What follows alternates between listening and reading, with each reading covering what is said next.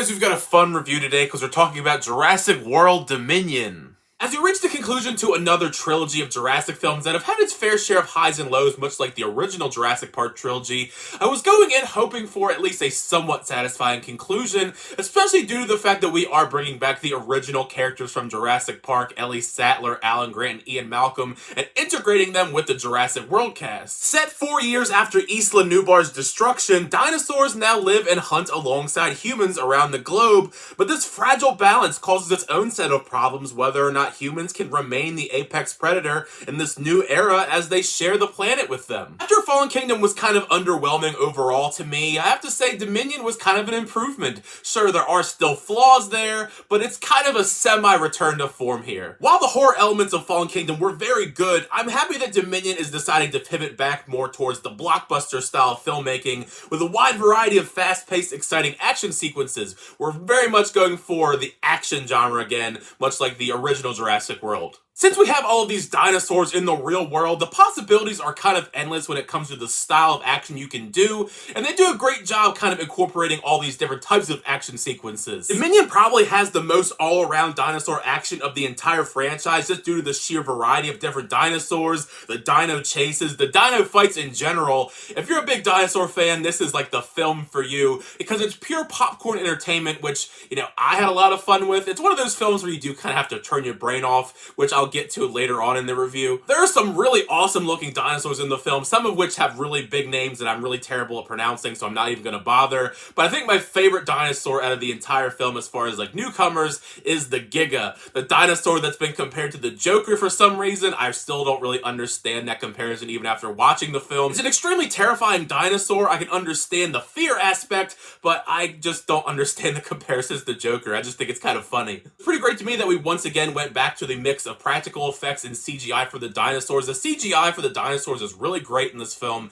Most of the time it's pretty flawless with this practical effects stuff. There are a handful of scenes where it is pretty noticeable that it's like a weird animatronic dinosaur. It didn't really take me out of the film necessarily, but it is noticeable. As many of us know, nostalgia is an extremely powerful tool, and I was worried how we were going to integrate the cast from the original Jurassic Park in with the new cast, the Jurassic World cast, and I think they did a great job here. It's not like how we had Ian Malcolm return for a handful of scenes in Fallen Kingdom. All three characters are actually quite integral to the main plot going on and do actually have a purpose for returning. I do think Ellie Sattler is a little bit outshined by the other two. Alan Grant and Ian Malcolm are just so great in this film. Jeff Goldblum especially, he's so funny in this. They pretty much all slip back into their roles almost effortlessly. It feels like Laura Dern's is the most different though out of the original three cast, but I love how we integrate them into the main storyline with the original cast as well. That was pretty seamless. The Jurassic World cast once again is pretty good. Chris Pratt's doing his thing. He's always done a great job with these films. He still continues to have that charm and charisma with the character, and I enjoy the bond as we continue to see it grow with Blue, who has a baby now, which is a kind of a big shocker there.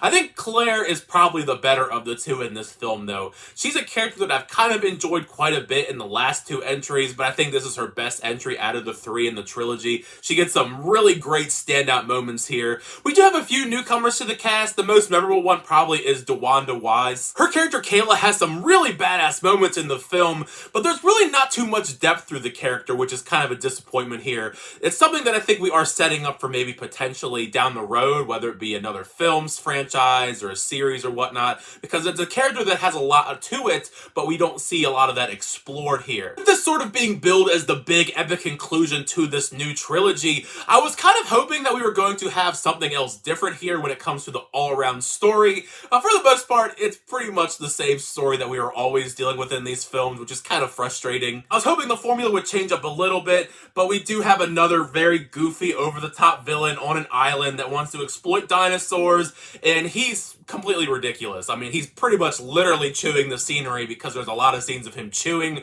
which is kind of frustrating if you're someone that doesn't like that, so, be warned. And we do continue to carry over the stuff involving Macy, the human clone, into this installment, and I absolutely hated that stuff in Fallen Kingdom, and once again, I'm not a big fan of it either. Here, I can't really go into too many details about it because that is very spoiler heavy, but I just really wish that stuff wasn't in the film. It's also kind of odd how they kind of pulled the rug out from under us going into the film. A lot of the marketing you would see was going to be dinosaurs and humans trying to coexist and doing terrible at it, but there's like locusts. It's like genetically modified locusts that are kind of like the actual antagonists of the story.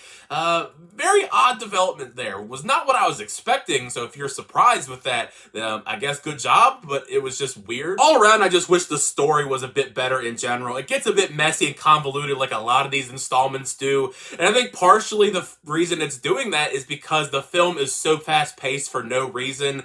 It seems like this could have been a much longer film, which I don't know if I wanted the film necessarily to be much longer, but you can tell that there are significant chunks that are kind of cut out for time purposes, and I feel like there's going to be a lot of deleted scenes when the film comes out inevitably on Blu-ray. For the end of a trilogy, Jurassic World Dominion isn't as epic of a conclusion as I would have liked it to be. However, there are still various highlights that longtime fans of the franchise will enjoy, in particular the return of the legacy characters and all of the big bombastic over-the-top dinosaur stuff. I mean, if you like dinosaurs, I mean, what more could you ask for? It's one of those turn your brain off kind of experiences here. Don't go in expecting an amazing, well-written story here. If you love dinosaurs, you're going to like this a bit more. If you're going to think about the story, it's going to be a mess, because the story is not great here. But make sure you share your thoughts down below. What do you think of Jurassic World Dominion? Did you like the film, not like the film? Where would you rank it among the other films in the Jurassic World series, Jurassic Park series as well? I'm probably going to do a ranking of all the films because I've never actually ranked them before. So stay tuned for that, because that's going to probably be on the horizon not too long ago after I drop this review.